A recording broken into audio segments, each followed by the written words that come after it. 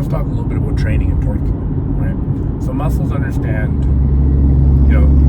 actually let's just talk a little bit about torque. Torque is essentially twisting power, right? So when we talk about the pound-feet of torque on a car, it's twisting power. Muscles work the same way, it's a twisting motion. Now, if you're not twisting correctly within whatever given joints you're trying to move, you're going to impair the function and the strength in that muscular joint or that junction.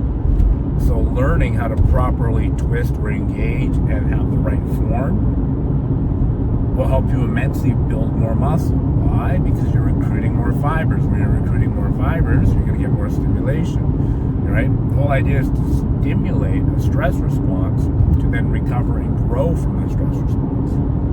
So we can manipulate stress in different ways. We can manipulate it via volume, increasing volume over time. We can manipulate it by increasing intensity over time, which is the load lifted. We can also increase it by increasing frequency, but those, you cannot do all three at once. You have to manage that because we also have to deal with fatigue that's associated with training. Because the plan is no good if you cannot follow the plan. It's no different than, getting somebody into a vehicle or financing a vehicle that someone can only afford for 2 weeks, right?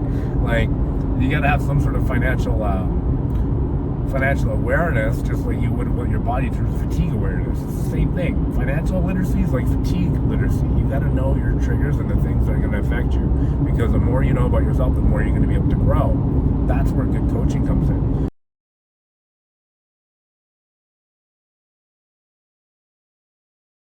All right, let's walk you guys through this workout. This is my pull workout, and I'm gonna have this short training series coming out soon where I talk a little bit about how to actually develop torque, because all muscles move through torque, like we were talking earlier in this series.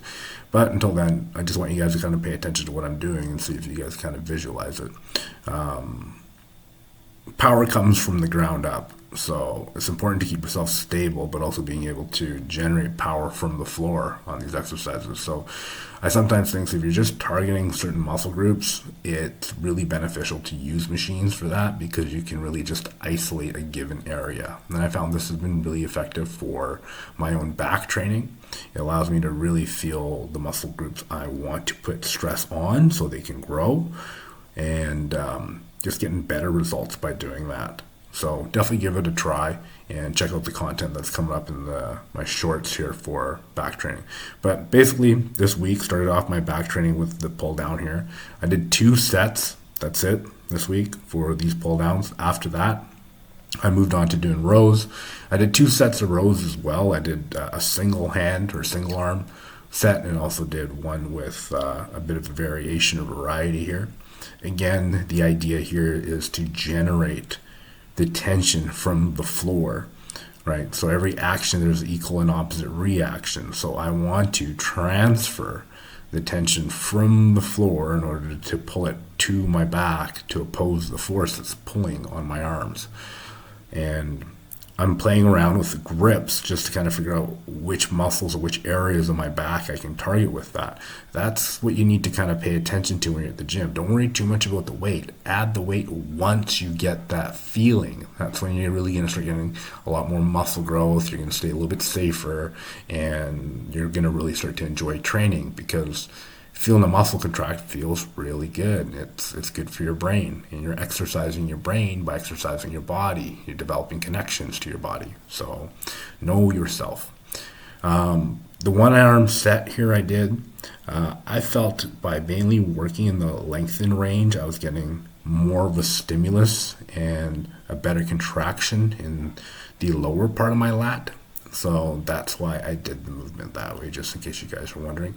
Give it a try. Again, the idea is to develop the tension through the floor and isolate muscle groups so you can get them to grow a lot faster. Started off with this hammer strength machine. I used to never be a fan of it, but as soon as I really started applying just a lot of rotational force and isolating, I've noticed that I've gotten a good benefit from it. This is one of those machines that you kind of see guys like throwing a lot of weight on and not really having a lot of good development or having some development. But I found that, checking your ego and really learning to contract the muscle and feel the muscle engage and lengthen is really what you need to do if you want to develop any given body part. So, everyone's got gifted body parts, but it's because our mind is more connected to that. So it's our job to connect our mind to other parts of our body so we can become more aware and self-conscious of how we want to operate those parts of our body.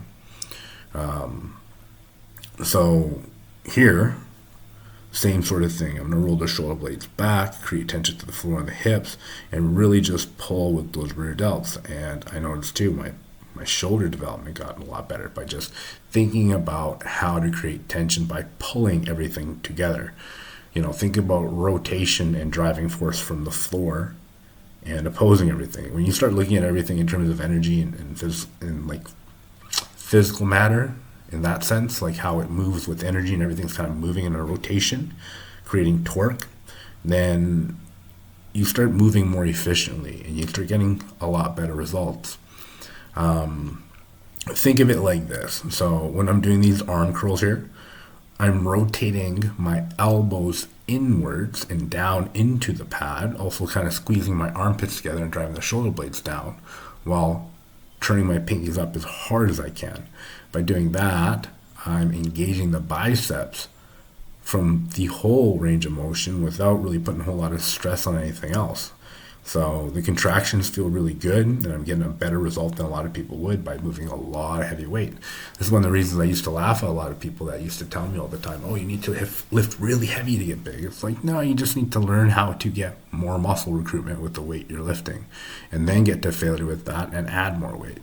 So subjectively, it will be heavy, but you can also manipulate how much recruitment you're going to have based on your nutrition, PEDs, the level of stimulus you're getting from your training, and the efficiency and effectiveness of your training. So you don't need to spend hours in the gym. Again, I just did 2 sets for each muscle group or each exercise, and then moved on to the next thing. Next week, we're going to do a little bit more. So for you guys that are watching this series, I just want to say thanks for watching, and I'll catch you guys on the next one. And if you have any questions, hit me up in the comments.